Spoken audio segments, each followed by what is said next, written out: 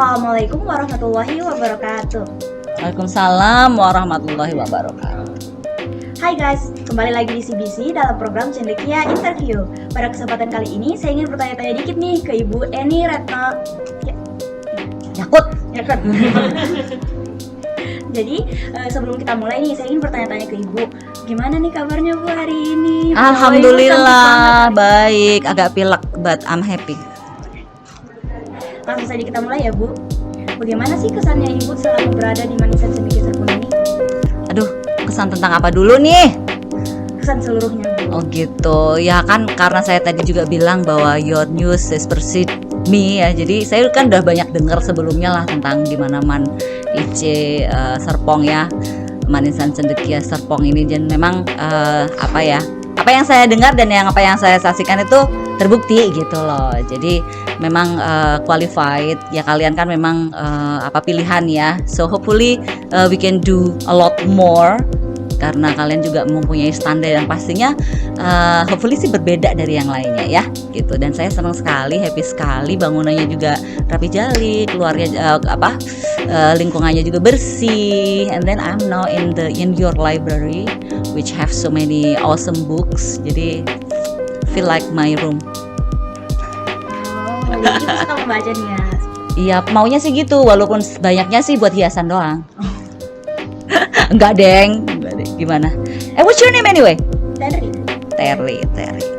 Jadi Ibu tadi kan mempresentasikan tentang moderasi beragama nih untuk Sivitas Manisan Cendekia Serpong.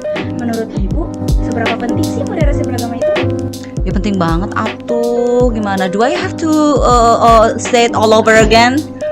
Enggak sih, saya ngomong harapan saya aja ya.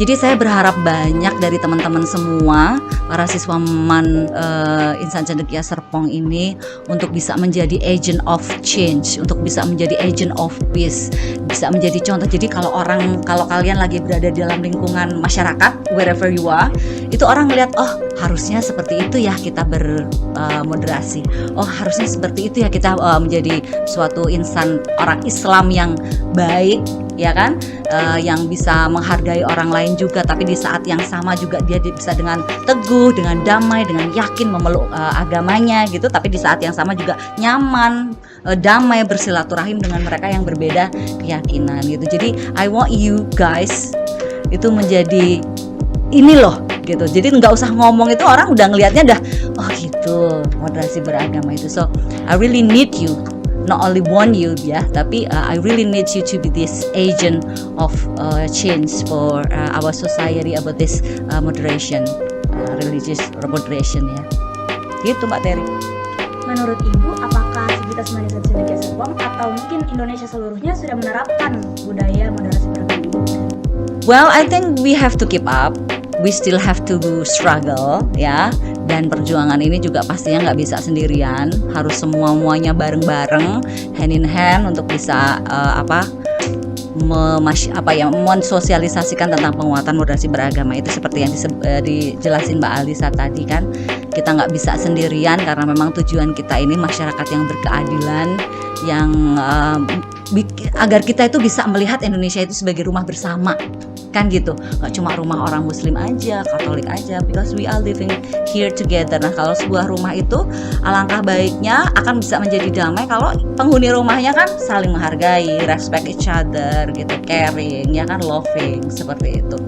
Jadi bagaimana menumbuhkan semangat rohmah, bersikap rohmah ya, which means love, compassion and respect to each other itu penting banget. Dan ini kita nggak hanya ngomongin masalah moderasi beragama aja ya, yang masalah good values, love, caring and respect each other ini kan sudah menjadi basic harusnya in every single aspect of our lives ya kan.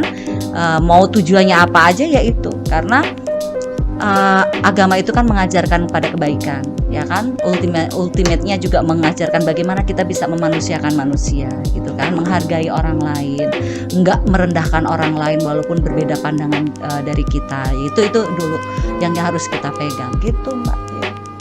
Jadi Bu, kan moderasi beragama ini seperti mengambil pertengahan ya dari semuanya, nggak terlalu modern juga, nggak terlalu yang kayak tradisional juga kan Islamnya.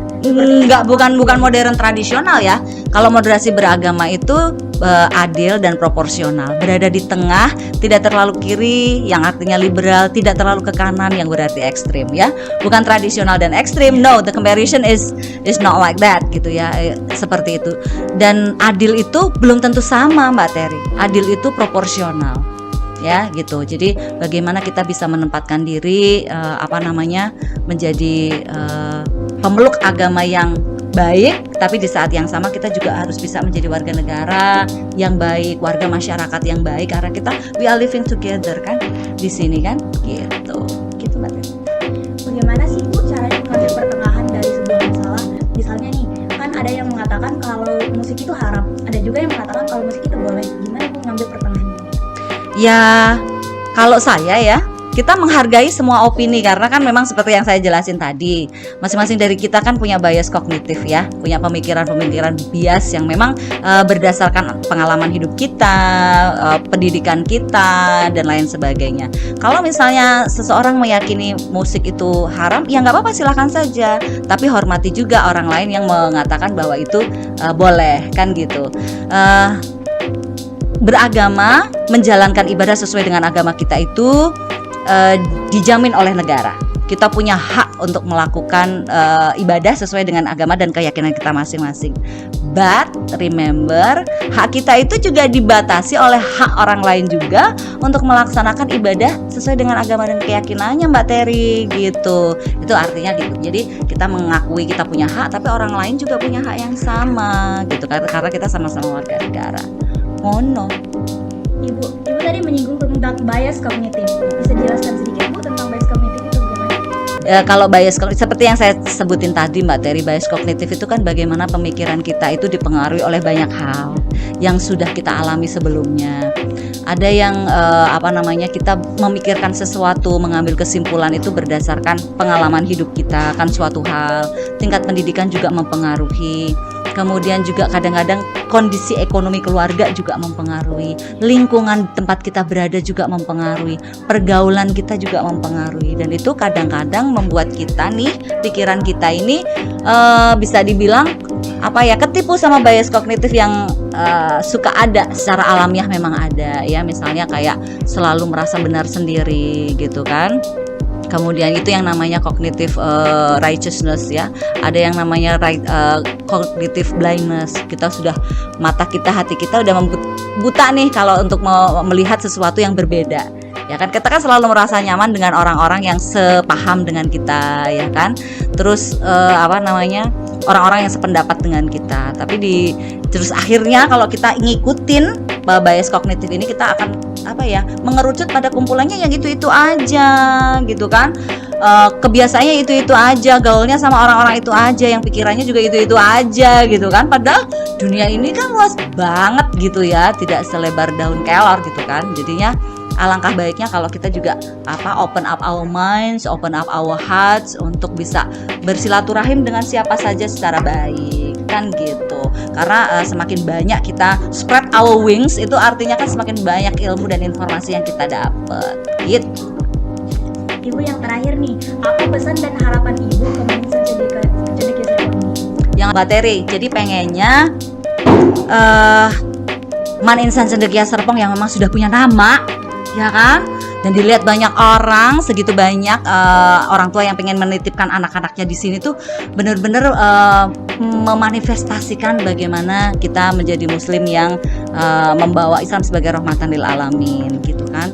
Karena semua agama itu pasti mengajarkan tentang kebaikan gitu.